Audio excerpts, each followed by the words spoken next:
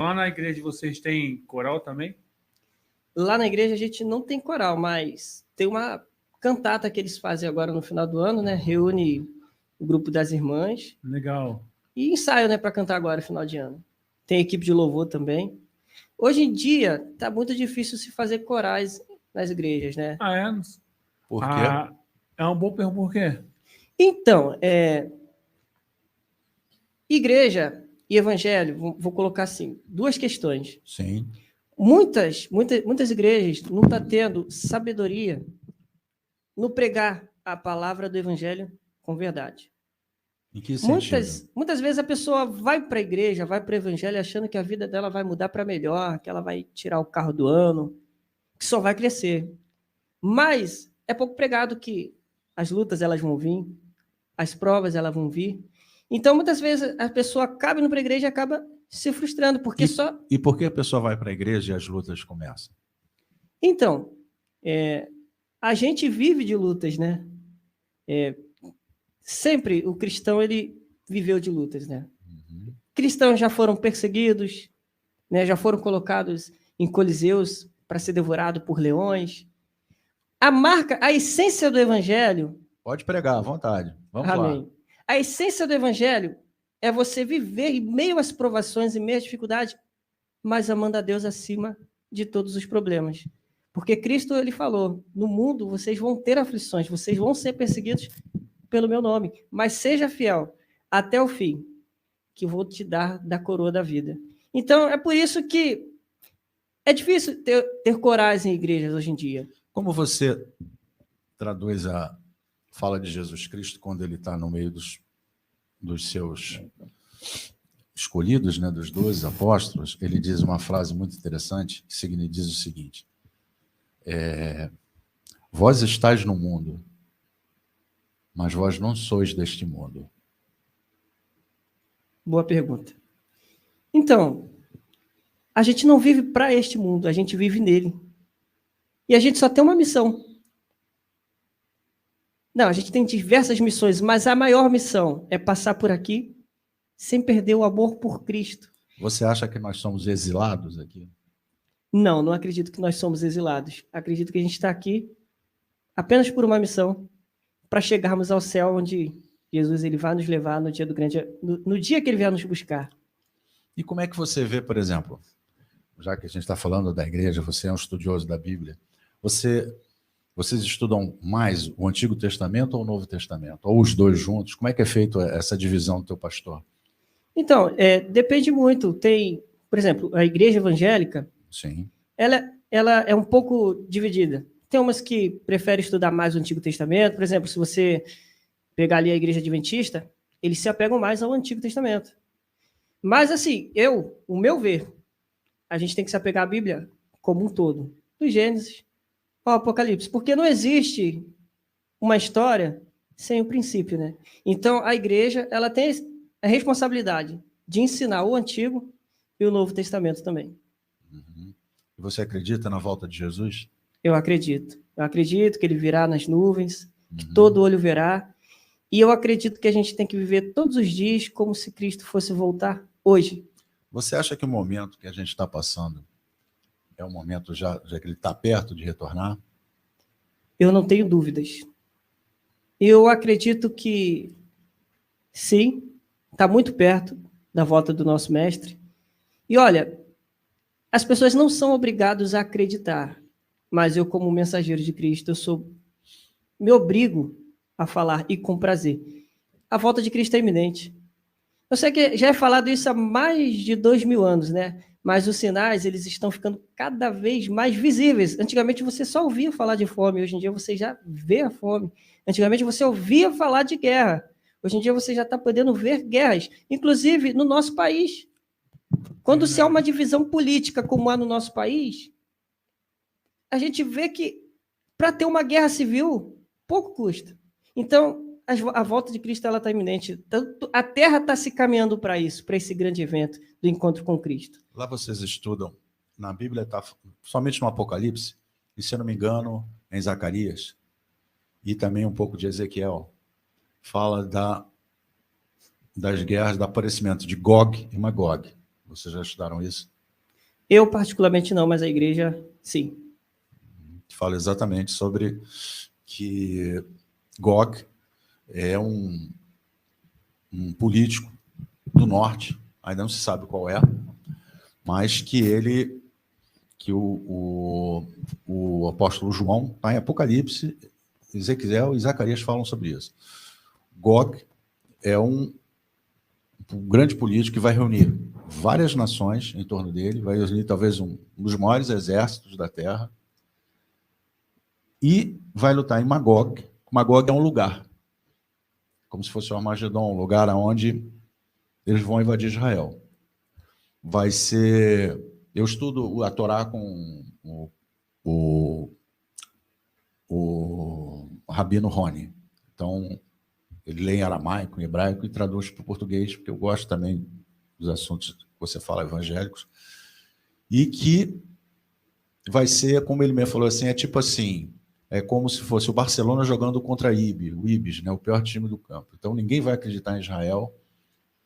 Mas nessa hora, mas é justamente nessa hora em que Jesus vai aparecer. E aí vai colocar ordem nos lugares. Por isso que eu te falo que tem essa passagem de Gog e Magog, tudo que vocês acreditam. E da parte, assim, por exemplo, como é que vocês estudam o pecado original? O pecado Original. Como é que original? foi? É a criação do homem, né? Vem de Adão. Adam é solo em hebraico, né? O que veio da terra. Como é que vocês veem essa passagem? Então, o meu modo de ver como que surgiu o pecado. Eu não acredito que o pecado ele surgiu aqui na terra. A Bíblia fala que houve uma rebelião no céu. Sim. Ou seja, no momento em que houve uma rebelião no céu, Por quê? Satanás, na verdade ele se chamava Lúcifer, né? Sim. Lúcifer significa o quê?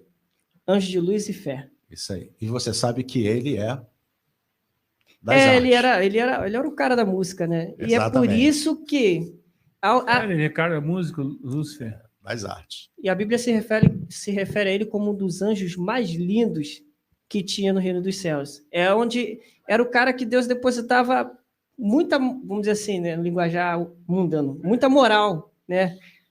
E onde ele caiu? Onde foi a queda dele? Não, como é que ele... E o que aconteceu com ele? Vai, essa parte, vamos lá, vamos desenvolver, que isso está muito bom. Então, o que aconteceu com ele? Ele queria ser... A Bíblia diz, no livro de Isaías, capítulo 14, versículo 15, que ele queria subir até os mais altos céus e se assentar acima do mestre. E o pior... E a questão que eu costumo falar com os meus amigos é, ele diz que ele seria semelhante ao Altíssimo. Maior. E por que ele tem raiva da gente? Calma, não passa. E aí, o que aconteceu? Quando o plano dele era justamente esse, fazer um trono acima do plano de Javé, Hashem, Elohim, El Shaddai. E aí, o que aconteceu com ele? O que Deus fez com ele? O que Javé fez com ele? Jogou aqui.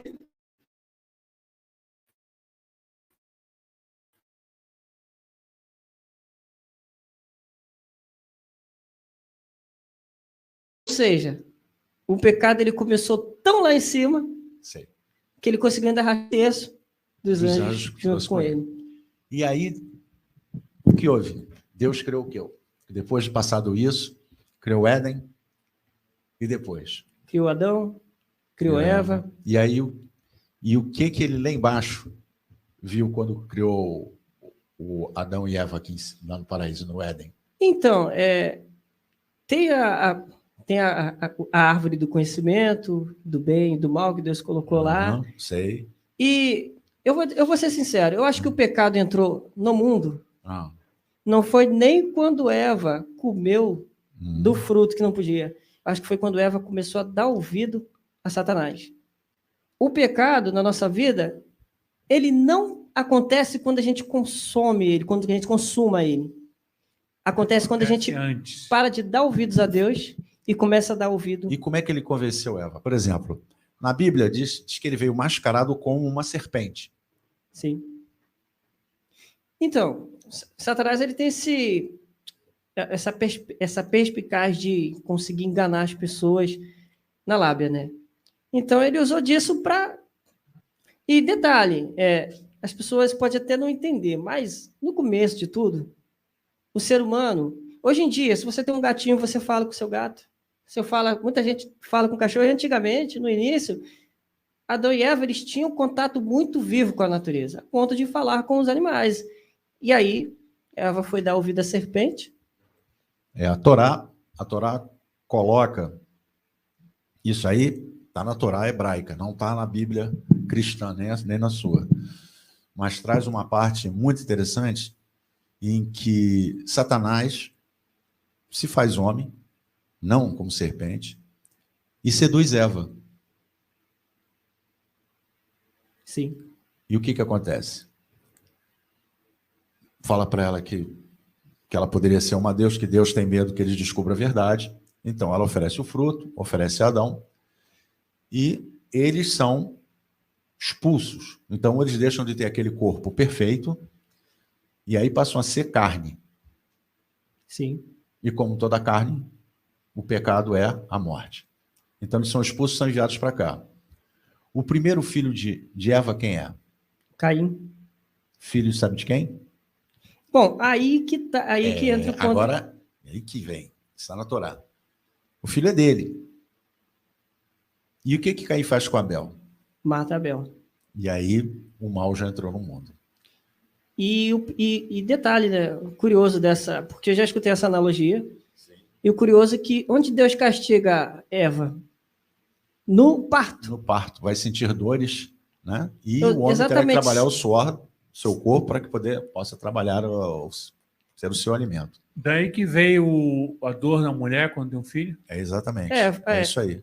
Seguindo essa analogia, exatamente isso. Né, como Eva teve relações sexuais, seguindo essa analogia. Quem não devia. Exatamente. Ela foi seduzida. Ela era não sabia de nada. Ele era um anjo. Só que ele já não tinha mais a graça. Ele já estava desprovido de graça, mas tinha astúcia e ainda podia. E através disso ele veio justamente porque eles nos detestam. Não é isso? Explica por que ele detesta o homem. Então, seguindo a palavra que eu falei do livro de Isaías, ele queria se colocar acima de Deus. Mas tinha algo que ele queria ser semelhante. A Bíblia diz que ele queria ser semelhante ao Altíssimo. E a raiva dele vem aonde? Cristo, melhor, o Pai, o Filho e o Espírito Santo, Gênesis 1:26, façamos o homem à nossa imagem, conforme a nossa semelhança. Tudo aquilo que ele queria ser, ele não é, e nós somos semelhantes a Cristo. É tão divino, é tão maravilhoso. É maravilhoso. Tem um intervalo agora, né, Lupa? Rapidinho. Muito bem, vamos lá, tá ótimo. ZYU 240, Associação Difusora Comunitária do Catete, Rádio Pop Rio FM, 98,7 MHz, Rio de Janeiro. Não, Marco Oliveira, ouça a sua rádio comunitária. Isso.